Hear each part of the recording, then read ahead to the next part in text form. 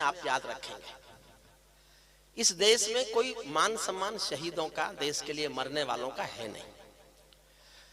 जिन दिनों आदरणीय मायावती जी, क्या भैया जी, अब कोई जगह नहीं बैठने की खाली। जिन दिनों आदरणीय मायावती जी पहली बार मुख्यमंत्री बनी थी, छोटे बच्चों को नहीं पता होगा, सबसे पहले हमारे आदरणीय मायावती जब यूपी की मुख्यमंत्री बनी तो वो भारतीय जनता पार्टी के समर्थन से बनी थी। उन्होंने चंद्रशेखर आजाद के नाम के महाविद्यालय का पत्थर उखाड़ा था। एक पत्रकार ने हिम्मत करके कह दिया, क्या कर रही हैं आप, ये महाविद्यालय चंद्रशेखर आजाद के नाम पर है। तो गुस्से में बोली, कौन चंद्रशेखर आजाद? वो आतंकवादी। सरेआम चंद्रशेखर आजाद को आतंकवादी कहा गया। भानु प्रताप शुक्ल ने जनसत्ता में लेख लिखा पूरे देश, मैंने पढ़ा, मुझे लगा कि ये तो भारतीय जनता पार्टी के बड़े राष्ट्रवादी लोगों के समर्थन से बनी हुई है, वो धमकाएंगे, माफी मंगवा लेंगे। एक हफ्ता गुजर गया, कुछ भी नहीं हुआ, ना उन्होंने माफी मांगी, ना किसी ने, भाजपा वाले ने शिकायत की। मैं आडवाणी जी के पास जाकर रोया, मैं क्या हो रहा है, आपके समर्थन की मुख्यमंत्री चंद्रशेखर आजाद को आतंकवादी बोलती है? बोले ही नहीं। मैं वाजपेयी साहब के पास गया, बहुत देर बाद बोले, तू चाहता है हम सरकार गिरा दें? नहीं, मत गिराओ, आप चुप रह सकते हो, आपकी चुप रहना मजबूरी होगी, चुप रहना मेरी कोई मजबूरी नहीं है। मैं एक कविता लेके जनता के बीच गया, उसी कविता को फिर आप आज को इसलिए सुना रहा हूं कि फिर शहीदों को गालियां दी जाने लगी। मत करो हमारे शहीदों का सम्मान राजनीति के लोगों, लेकिन कम से कम इस देश के लिए जिन्होंने अपनी जान कुर्बान कर दी, उनका अपमान तो मत करो, उनका अपमान मत करो। ये कविता मैं आपको सुनाता हूं, मुझे आज याद आ गई, इसके बाद फिर मैं करगिल सुना दूंगा। ऐसे भी होता रहता है, रोज होता है और इसी समय होता है। चलते बच्चे, देखिए नौजवान खून है, उसको बहुत ज्यादा डिसिप्लिन नहीं सिखाना चाहिए।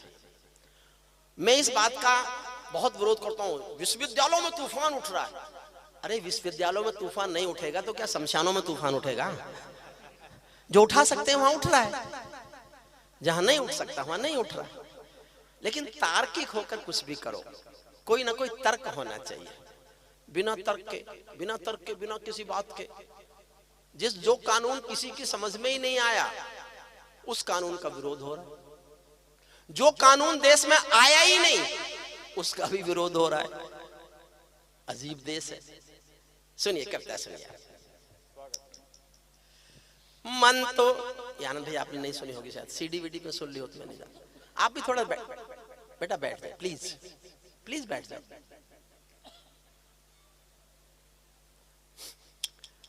मन तो मेरा भी करता है झूमू नाचूं गाऊं मैं, मन तो मेरा भी करता है झूमू नाचूं गाऊं मैं, आजादी की सौगातों पर सौ सौ गीत सुनाऊं मैं, लेकिन शबनम वाला वातावरण कहां से लाऊं मैं, मेघ मल्हारों वाला अंतःकरण कहां से लाऊं मैं दामन में दर्द तुम्हारे अपने लेकर बैठा हूं, आजादी के टूटे फूटे सपने लेकर बैठा हूं, घाव जिन्होंने भारत माता को गहरे दे रखे हैं, उन लोगों को जेड सुरक्षा के पहरे दे रखे हैं, उन लोगों को जय। आप सचमुच बहुत अच्छा सुनने वाले हैं, बहुत अच्छा। उन लोगों को जेड सुरक्षा के पहरे दे रखे हैं, जो भारत को बर्बादी की हद तक लाने वाले हैं, वे ही स्वर्ण जयंती का पैगाम सुनाने वाले हैं। आजादी लाने वालों का तिरस्कार तड़फाता है, बलिदानी पत्थर पर थूका बार बार तड़फाता है, इंकलाब की बलबेदी भी जिससे गौरव पाती है, आजादी में उस शेखर को भी गाली दी जाती है, आजादी में उस शेखर को भी गाली दी जाती है। मैं दिनकर की परंपरा का चारण हूँ, भूषण की शैली का अल्प उदाहरण हूँ, इसीलिए मैं दरबारों के गीत नहीं गा सकता हूँ, मैं पीड़ा की चीखों में संगीत नहीं ला सकता हूँ, मैं पीड़ा की चीखों में संगीत नहीं। इससे बढ़कर और शर्म की बात नहीं हो सकती थी। आपको भी दुख हो, दिल में तीर सा चुभे, तो मैं जानना चाहता हूँ आप कितना समर्थन करते हैं। इससे बढ़कर और शर्म की बात नहीं हो सकती थी, आजादी के परवानों पर घात नहीं हो सकती थी, कोई बलिदानी शेखर को आतंकी कह जाता है, पत्थर पर से नाम हटाकर कुर्सी पर रह जाता है, पत्थर पर से नाम हटाकर कुर्सी पर रह जाता है, गाली की भी कोई सीमा है, कोई मर्यादा है, ये घटना तो देशद्रोह की परिभाषा से ज्यादा है, मेरी आंखों में पानी है, सीने में चिंगारी है, राजनीति ने कुर्बानी के दिल पर ठोकर मारी है, सारे वतन पर रोधा चुप थे, कोई कहीं नहीं बोला, लेकिन कोई ये ना समझे कोई खून नहीं खौला, लेकिन कोई ये कहां क्या हुआ होगा। मैंने कल्पना की है कि स्वर्ग में शहीदों की आत्मा ने सुना होगा कि आज कोई चंद्रशेखर आजाद को आतंकी कह रहा है कुर्सी पर बैठकर, उन पर क्या गुजरी होगी। इस कविता का सौंदर्य है, मन से सुनिएगा। सारे वतन पुरोधा चुप थे, कोई कहीं नहीं बोला, लेकिन कोई ये ना समझे कोई खून नहीं खोला। सुनकर बलिदानी बेटों का धीरज डोल गया होगा, मंगल पांडे फिर शोणित की भाषा बोल गया होगा। मंगल पांडे फिर शोणित की भाषा बोल गया होगा। सुनकर हिंद महासागर की लहरें तड़प गई होंगी, शायद बिस्मिल की गजलों की बहरें तड़प गई होंगी। नील गगन में कोई पुच्छल तारा टूट गया होगा, अशफाकुल्लाह की आंखों में लावा फूट गया होगा। अशफाकुल्लाह की आंखों में लावा फूट गया होगा। भारत भू पर मरने वाला टोला भी रोया होगा, इंकलाब का रंग बसंती चोला भी रोया होगा। चुपके रोया होगा संगम तीरथ का पानी, आंसू आंसू रोई होगी धरती की चूनरधानी। एक समंदर रोई होगी भगत सिंह की कुर्बानी। क्या यही सुनने की खातिर फांसी झूले सेनानी, क्या यही सुनने की खातिर फांसी झूले सेनानी। जहां मरे आजाद पार्क के पत्ते खड़क गए होंगे। मैं बहुत गुस्से में था, बहुत गुस्से में। अपना गुस्सा कैसे दिखाता, अगर आपको लगे मैंने गुस्सा दिखाने का ठीक तरीका अपनाया है तो मेरे गुस्से पर मुझे इतनी तालियां बजाना कि मैं हौसला रखूं कि मैं मुल्क में देश गाने के लिए इससे भी ज्यादा गुस्सा कर सकता हूं। जहां मरे आजाद पार्क के पत्ते खड़क गए होंगे, जहां मरे आजाद पार्क के पत्ते खड़क गए होंगे, शायद बिस्मिल की गजलों के।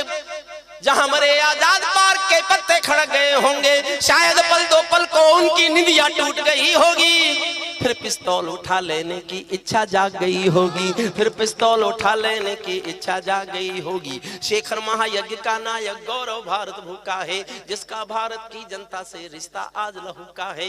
जिसके जीवन के दर्शन ने हिम्मत को परिभाषा दी, जिसके पिस्टल की गोली ने इंकलाब को भाषा दी। जिसने धरा गुलामी वाली क्रांति निकेतन कर डाली, आजादी के हवन कुंड की अग्नि चेतन कर डाली। जिसके कारण त्याग अलौकिक माता के आंगन में था, इकलौता बेटा होकर भी आजादी के रण में था। जिसको खूनी मेहंदी से भी देह रचाना आता था, आजादी का योद्धा केवल चने चबे ना खाता था। अब तो नेता पर्वत सड़के शहरों को खा जाते हैं और पुलों के शिलान्यास में नहरों को खा जाते हैं। अब तो नेता पर्वत सड़के शहरों। आजादी के कारण जो गौरों से बहुत लड़ी है जी, शेखर की पिस्तौल किसी तीरथ से बहुत बड़ी है जी। शेखर की जो भारत माता की जय के नारे गाने वाले हैं, उसी समय लिखा मैंने जिनके समर्थन से थी वो मुख्यमंत्री, हालांकि उसके बाद अब लौटे। जो अगर आपको लगे मैंने सच लिखा और मुझे लिखना चाहिए था तो साथ देना। जो भारत माता की जय के नारे गाने वाले हैं, राष्ट्रवाद की गरिमा गौरव ज्ञान सिखाने वाले हैं। जो छोटी छोटी बातों पर संसद में अड़ जाते हैं, श्री राम मंदिर मुद्दे पर सड़कों पर लड़ जाते हैं। इस घटना पर चुप बैठे थे, सबके मुंह पर ताले थे। इस घटना पर चुप बैठे थे, सबके मुंह पर ताले थे। तब गठबंधन क्यों नहीं तोड़ा जो तुम हिम्मत वाले थे, तब गठबंधन क्यों नहीं तोड़ा जो तुम ही। और दो लाइन और प्यार मांगती हैं आपका, तब गठबंधन क्यों नहीं तोड़ा जो तुम हिम्मत वाले थे। तुम सत्ता में शामिल थे तो टूक डांट भी सकते थे, तुम सत्ता में शामिल थे तो टूक डांट भी सकते थे। जो जीव शहीदों पर थूके वो जीव काट भी सकते थे, जीव शहीदों पर थूके। जो अंतिम छंद सुनना इस कविता का, जो सीने पर गोली खाने को आगे बढ़ जाते थे, भारत माता की जय कहकर फांसी पर चढ़ जाते थे। जिन बेटों ने आजादी के लिए कहानी दे डाली, आजादी के हवन कुंड के लिए जवानी दे डाली। दूर गगन के तारे उनके नाम दिखाई देते हैं, उनके स्मारक भी चारों धाम दिखाई देते हैं, उनके स्मारक भी चारों धाम दिखाई देते हैं। वे देवों की लोकसभा के अंग बने बैठे होंगे। इस कविता की सबसे अच्छी पंक्ति पढ़ रहा हूँ। वे देवों की लोकसभा के अंग बने बैठे होंगे, वे सतरंगी इंद्रधनुष के रंग बने बैठे होंगे। उन बेटों की याद भुलाने की नादानी करते हो, इंद्रधनुष के रंग चुराने की नादानी करते हो।